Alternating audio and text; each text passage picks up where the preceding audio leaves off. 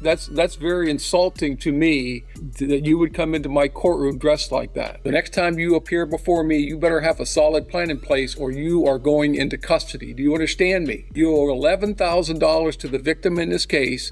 You don't seem to care that I've ordered you to do things. You come to court dressed very inappropriately. And I'm telling you right now, I don't know what your contact with the court has been in the past, but it's going to be different when you come in here to see me again. Do you understand me? You are not going to believe the outfit this defendant chose for her court appearance. That IT honestly looked more suited for a poolside hangout or a late-night concert than a formal legal proceeding.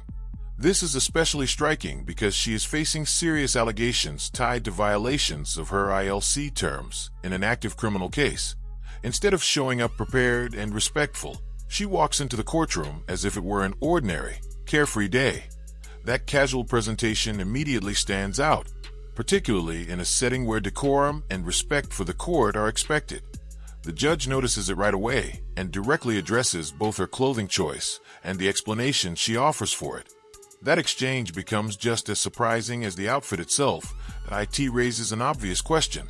Did she genuinely misunderstand the seriousness of her court date? Or was this a deliberate attempt to test boundaries? Either way, it sets the tone for what follows. So let's break it all down and take a closer look at how this unfolded. What exactly are you wearing? I'm sorry. You look like you have a swimsuit on to me. No, it's not a swimsuit, and I did not know this was a court day. I just told the lady back there that I'm not dressed properly for court at all. Really? Yes, you are not. I agree with that 100%. That's very insulting to me that you would come into my courtroom dressed like that. I apologize. I had no idea it was in as a visit and not a court date. So I was unaware that this was a court date. Because she wrote on the back of the car, a visit. So it was never said that this was a court date. Ms. Smith, the court has received a report that alleges that you have violated the terms of your ILC. Officer's statement of the allegation, please. Yes, Your Honor. Ms. Smith has violated ILC condition number 1, and that on June 11th of 2025, the defendant pled guilty to and was sentenced for 1 count of OVI and 1 count of driving under suspension. This was in Middletown. And then on June 11th, the defendant pled guilty and was sentenced for another count of driving under suspension under a different case number, also in Middletown. December 10th, 2024, the defendant pled guilty to and was sentenced for 1 count of driving under suspension, or under an OVI suspension under a case in Middletown. And on July 12th, 2024, the defendant pled guilty to and was sentenced for 1 count of driving under suspension. As well as ILC condition number 8, the defendant has failed to inform her probation officer of law enforcement contact after picking up a new OVI charge and another traffic offense on March 24th of 2025. Special condition number 16C, the defendant failed to complete drug or alcohol treatment as ordered on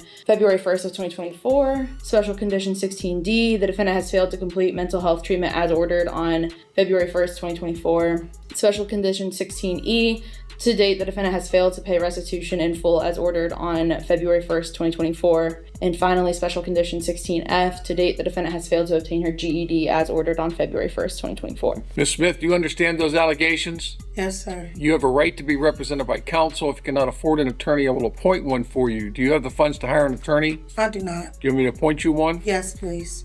Why is she not in custody?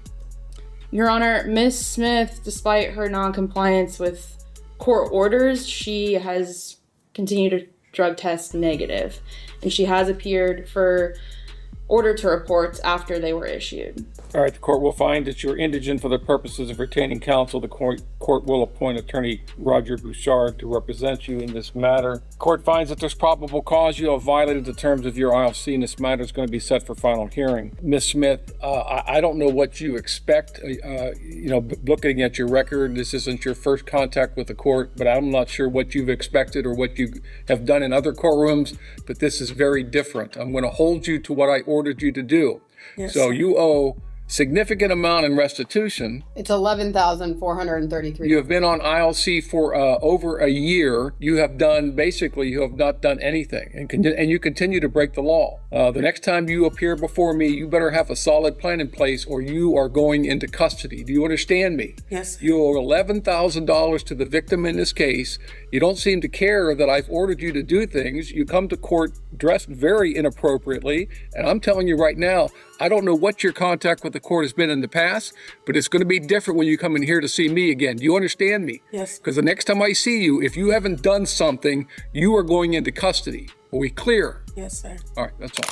Wait, did she really just claim she didn't know this was a court date while standing at a podium in front of a judge? She was literally in a courtroom with a lawyer right there, and yet somehow that wasn't enough to signal that she was in serious legal trouble.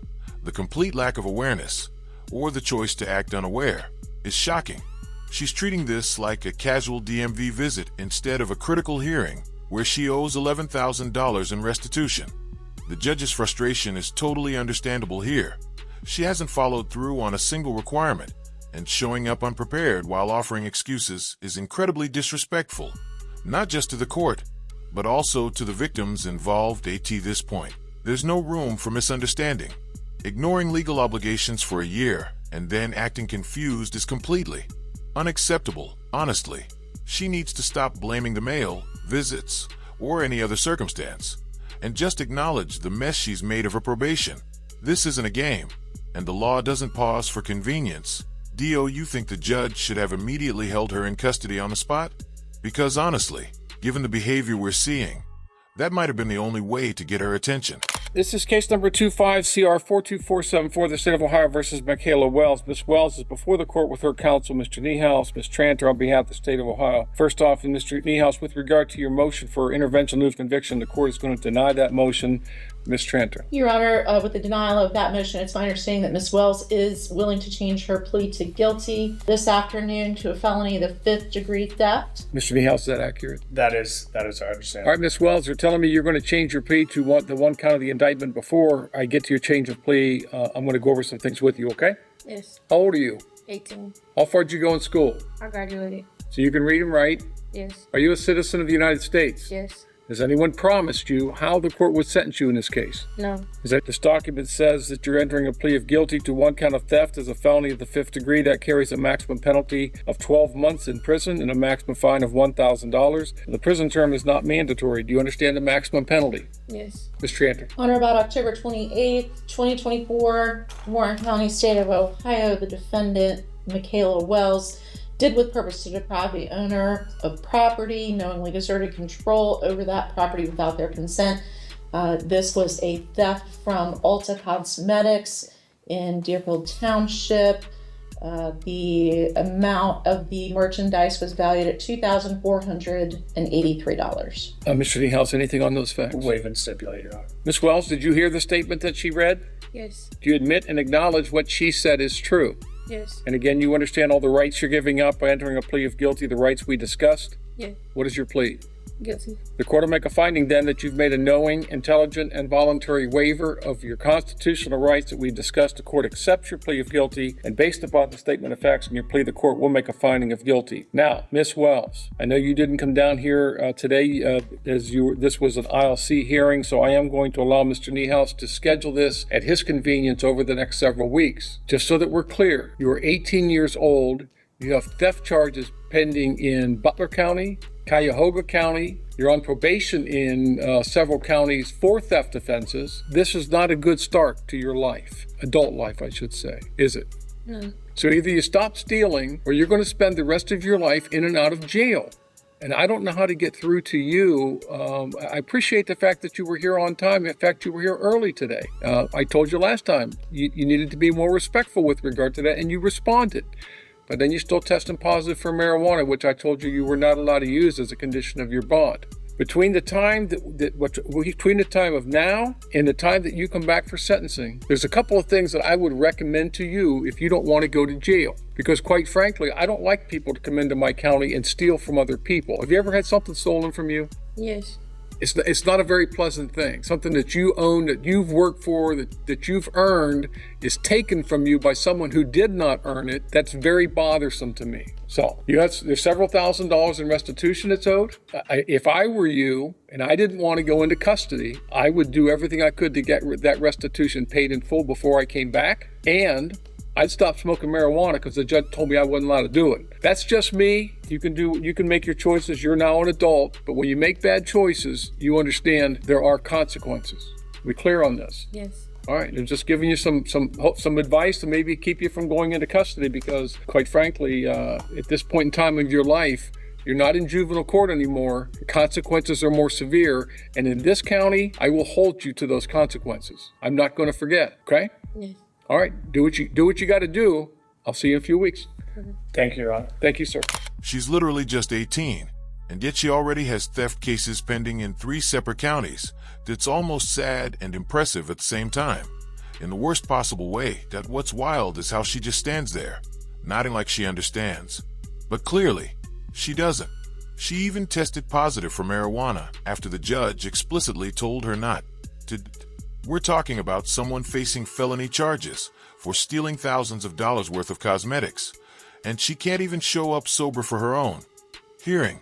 The judge is trying to get through to her, asking if she knows what it feels like to be robbed, but she looks completely checked out, like she's not processing any of it. Juvenile court is over, and this is real adult court with real consequences. She's staring down actual prison time, treating serious theft like it's just a casual hobby, honestly. It seems like she doesn't grasp the gravity of having a felony record before she's even old enough to rent a car, which makes this all the more shocking. Of Ohio versus Stephanie Hose. Ms. Hose before the court with her attorney, Mr. Swift. Ms. Tranter on behalf of the state of Ohio. Ms. Tranter.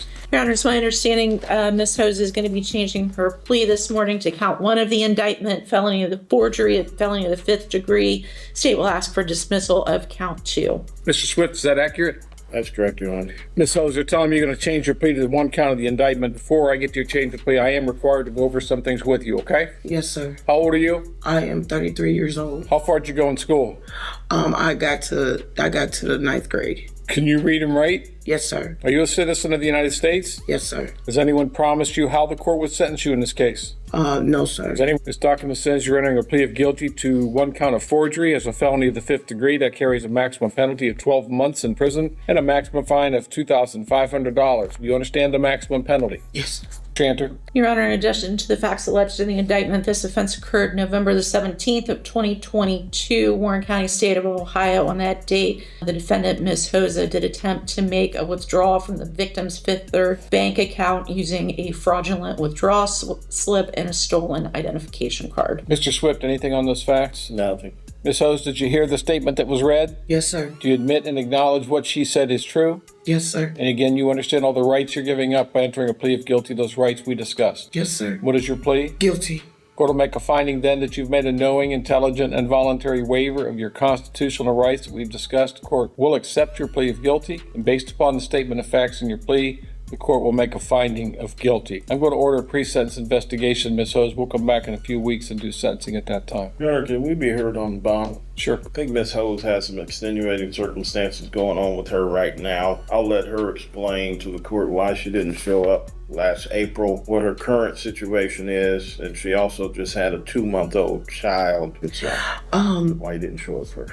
Okay, first, why I didn't show up. I lost my job. I lost everything. So I didn't have no means of transportation. So that was why I didn't show. That's why I wasn't able to show up. That has changed. I do receive Social Security. I receive $943 a month. I recently just received one of my checks. I get paid the 25th of every month. I was approved for housing. So right now I am supposed to be looking for housing, a 2-bedroom for my 2-month-old daughter. I am currently fighting for custody for her in Hamilton County in court. I was last year before, I tested positive for HIV. And I do have mental health issues, which I'm not receiving proper medication for because the jail does not give those medications. And also my vital loads have to be checked every month. I have doctors with Holmes and Hogsworth. And as I said, I do have means to show up to court. I will be at court. I can't afford bond, but I can afford to come to court. I can pay for transportation. I can do that, but I don't want them to take permanent custody. Right now, I've been granted visitation 10:30 to 2:30 every Friday. I have my CPS worker's number. She let me know that if I were to get out today, then I can go see my daughter Friday. I haven't seen her in like 3 weeks because of other situations with the temporary foster family. But I promise you, sir, on my ancestors' eyes, that I will be here. Ms. Hose, this isn't a situation that you just last week or last month or even a few months ago that you didn't show up. It's been a year and 4 months that you've been gone. You telling me you didn't have access to a phone to call somebody up here? I did. I called that probation officer at the time. Did you think that this was just going to magically disappear? No, sir. No, Okay. sir. No. Look, first off, I'm not going to grant you a bond after having absconded for a year and 4 months from 5 months from your previous bond order. Second is, there's no victim hasn't been notified of this today, so the request is denied. All right, that's all. This is still a statement. You're going to be held in the county jail pending your sentencing. I'll reconsider if Mr. Swift wants to file another motion and notify the victim in the case. I'll reconsider it, but at this point in time, you're going to sit in jail.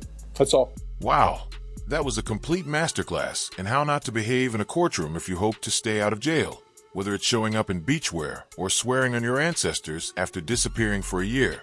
These defendants clearly don't understand that judges hear every excuse under the sun, day in and day out, that IT really drives home how some people won't take responsibility until they're literally staring at a jail cell.